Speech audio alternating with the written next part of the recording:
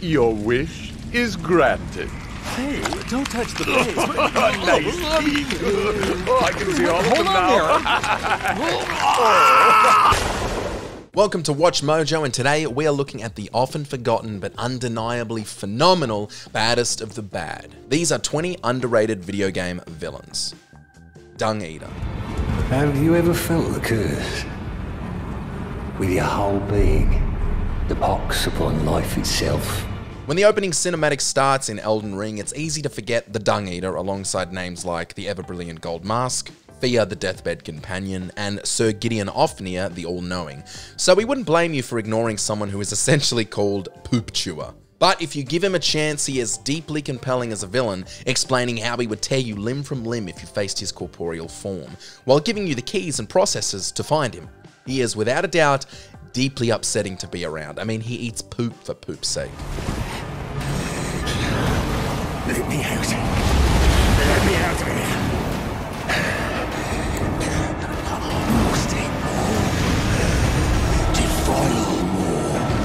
Tony Redwood.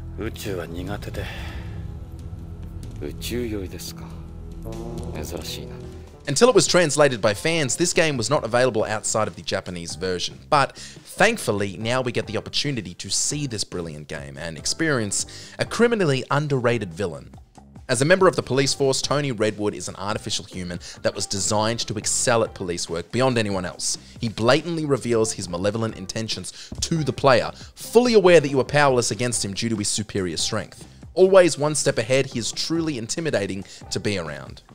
Colonel Radic. I'm not a very patient man. Do you understand why I'm here? I guess your mom got drunk with the guys one night. You are next. With ruthless efficiency, tactical brilliance, and unrelenting aggression, Colonel Radic in Killzone 2 is not to be messed with. His combat skills are unmatched, making him a formidable adversary in any encounter. Radic's intimidating presence is amplified by his strategic cunning, always staying one step ahead of his enemies. His unwavering loyalty to the Helghast cause and his willingness to employ brutal methods further enhance his vibe. He is the definition of looked over when you get the chance to truly analyze him. Oh, you make a very poor liar, Colonel. Now give me the codes. Without authorization from High Command, those codes are going nowhere. Do not toy with me. Higgs.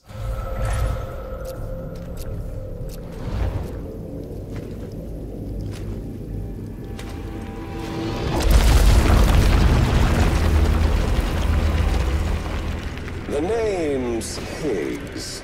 From Joel in The Last of Us to Higgs in Death Stranding, Troy Baker is no stranger to playing characters who will do whatever they think is best. Higgs is a terrifying villain due to his godlike powers and sadistic tendencies. He manipulates the destructive BTs and wields apocalyptic abilities, instilling fear and chaos. His unpredictable actions and philosophical musings on the nature of life and death create a haunting psychological presence. Higgs' deep connection to the game's central mysteries and his ability to traverse dimensions makes him an omnipresent threat. Throw in a chilling demeanor and you've got yourself a villain who would have been talked about a lot more in a game that didn't confuse its players beyond comprehension.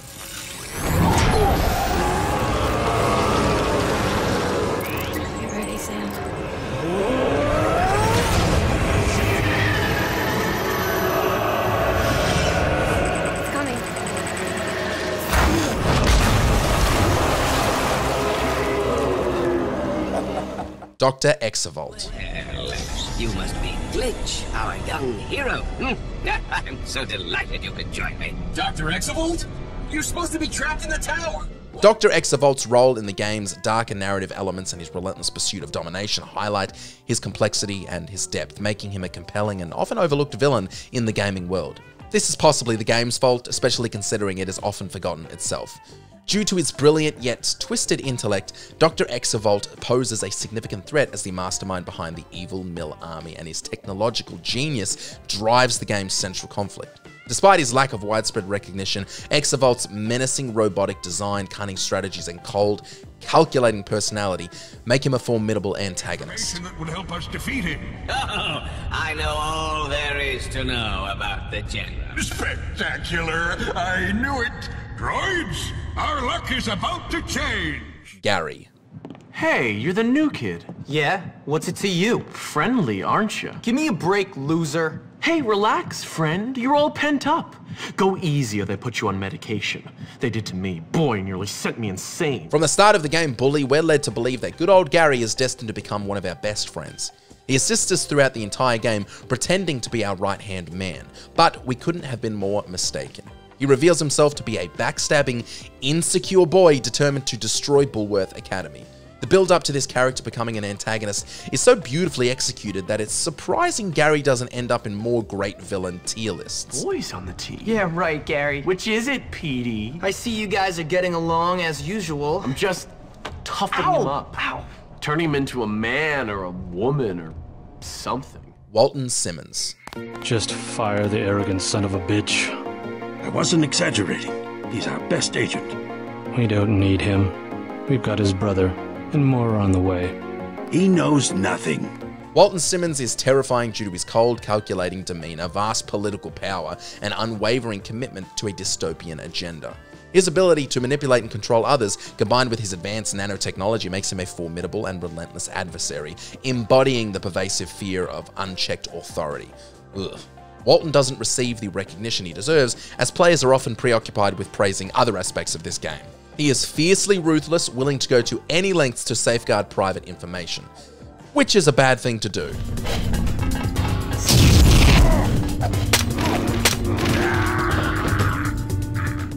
Darthnius. I have felt it too, my lord. A disturbance in the Force.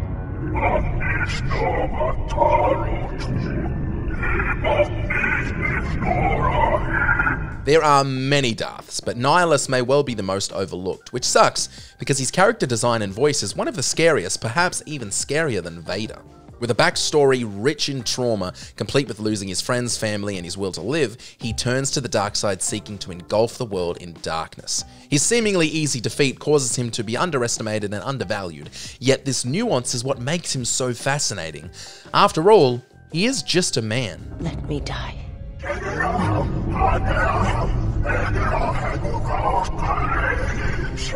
Adrien Ripberger.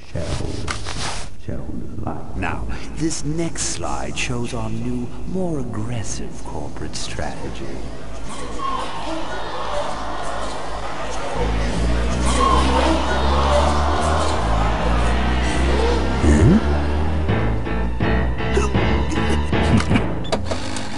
Hello there. There is nothing scarier than a sadistic CEO, someone who walks into a room and says, "I'll give $200 to the first person to hit that man over there," for no reason at all.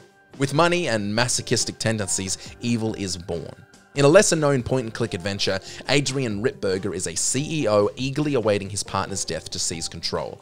Corrupt and formidable, he intimidates his way through the game, using his wealth to keep his hands clean.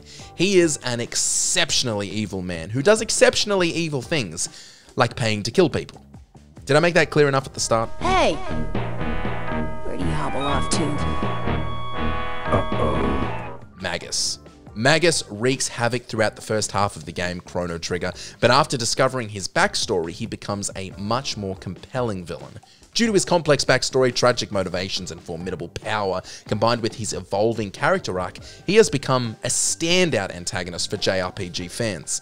Understanding his true motivations makes the player ponder whether collaboration with this deeply complex enemy might be possible, which makes following this story so easy to do. Gallion.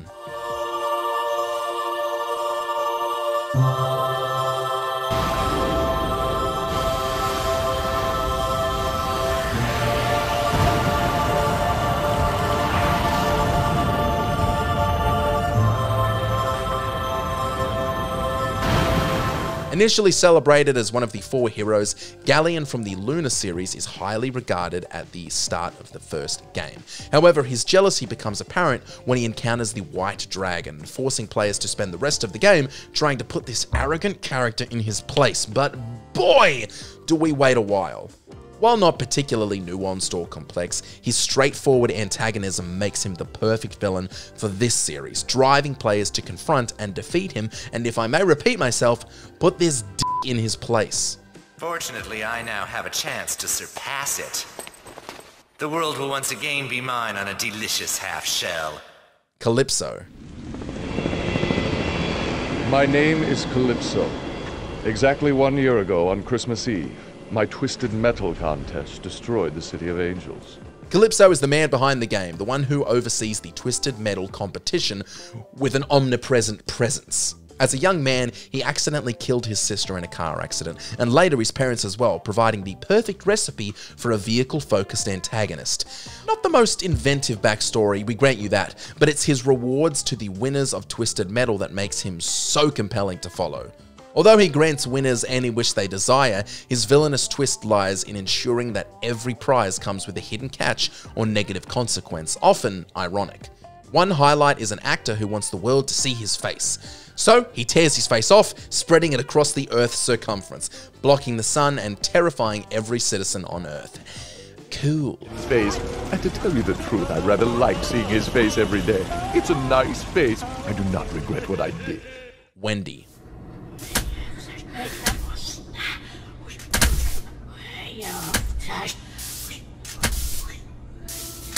With this game being banned in the UK, Australia, and New Zealand, it makes sense why most people never even saw this terrifying villain. In Rule of Rose, Wendy, the founder of the Red Crayon Aristocrat Club, befriends Jennifer and they fall in love. Tragically, Wendy's jealousy over Jennifer's growing affection for her new dog Brown drives her to orchestrate Brown's brutal death. This leads to a series of events resulting in the brutal murder of Wendy and the Aristocrat Club members, leaving Jennifer alone and devastated. Really, anyone that kills a dog is worth mentioning as a truly, truly devious villain.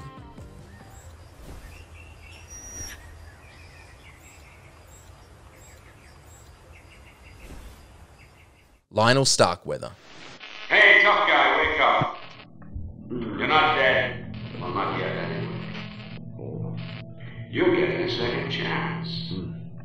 Another throw of the dice. Voiced by the legendary Brian Cox, Lonel Starkweather was once a renowned filmmaker, but a string of flops led him down a dark path, culminating in the creation of elaborate snuff films. Think a Serbian film meets the Human Centipede. In Manhunt, Starkweather releases convicted murderer James Earl Cash to star in his latest grotesque project. After Cash dispatches gangsters, hate group members, deranged psychopaths, and a man in a pig suit, he ultimately carves his way through Starkweather's empire and decapitates him with a chainsaw. Starkweather succeeds in turning Cash into an even colder killer, making his intentions as a villain truly, truly terrifying, and unfortunately, very compelling. Errol. Finish off this thing tonight. As you wish. I'll be back later. The true villain of the Jak series is Errol, the henchman of Baron Praxis, and the only antagonist to appear in multiple games. He is among the first characters players meet once Jak II moves the game's location, and is notably one of the nastiest. His sole mission is to outdo and destroy Jak at every opportunity, creating a one-sided rivalry based on nothing. Over time, his role shifts from secondary henchman to primary antagonist in the third game, where he remains consistently unpleasant from start to finish. Think of him as your Pokemon rival, but with an added masochistic twist. Miss even one ring and it's over. Kira already thinks you're a loser, and I'll prove it now, once and for all. You're on. Daniella.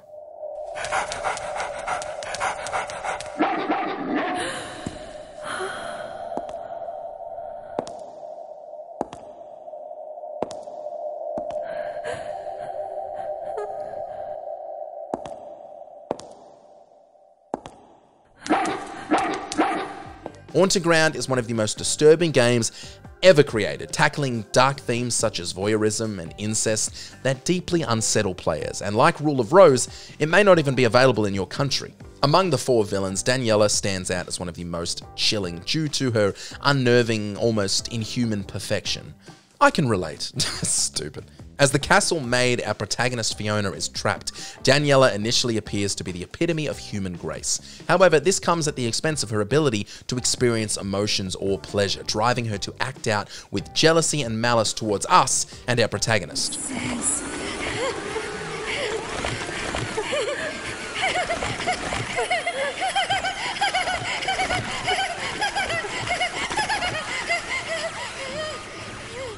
SciMan.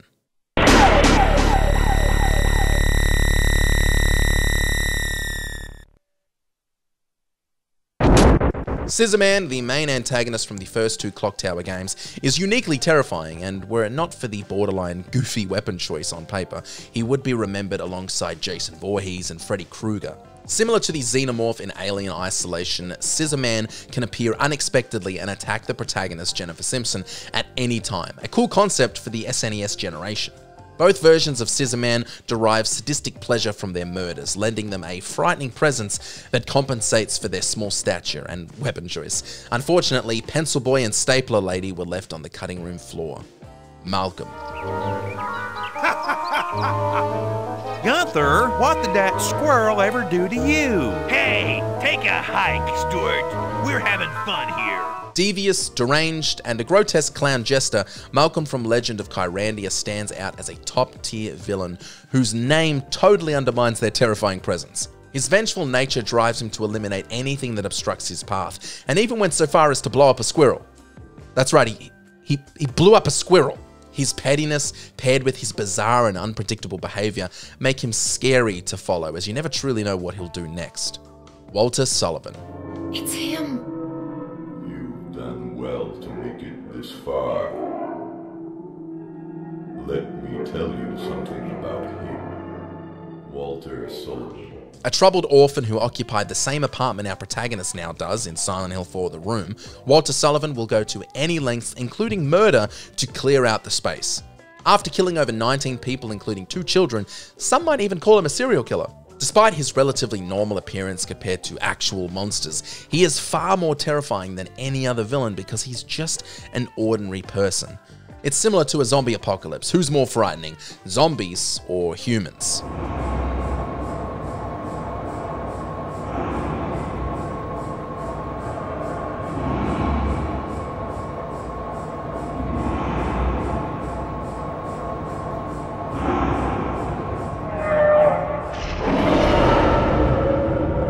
Before we continue, be sure to subscribe to our channel and ring the bell to get notified about our latest videos. You have the option to be notified for occasional videos or all of them. If you're on your phone, make sure to go into your settings and switch on notifications. AM. Based on Harlan Ellison's novella, I Have No Mouth and I Must Scream is a skillful reimagining of a grim story. AM, voiced by Ellison himself, is a supercomputer created by America, Russia, and China that gained sentience, annihilating all life on Earth and left only 5 survivors. AM, known for its cruelty, made them immortal and tortured them for 109 years before trapping them in a nightmarish game. Each person faces a scenario tailored to their personal flaws, making AM a chilling portrayal of a dystopian future. For everyone else, it must be hell. But it must be heaven for you, eh, my good friend? We're so much alike. We enjoy the same pleasures, mein good brother. Did you enjoy this video? Check out these other clips from WatchMojo and be sure to subscribe and ring the bell to get notified of our latest videos.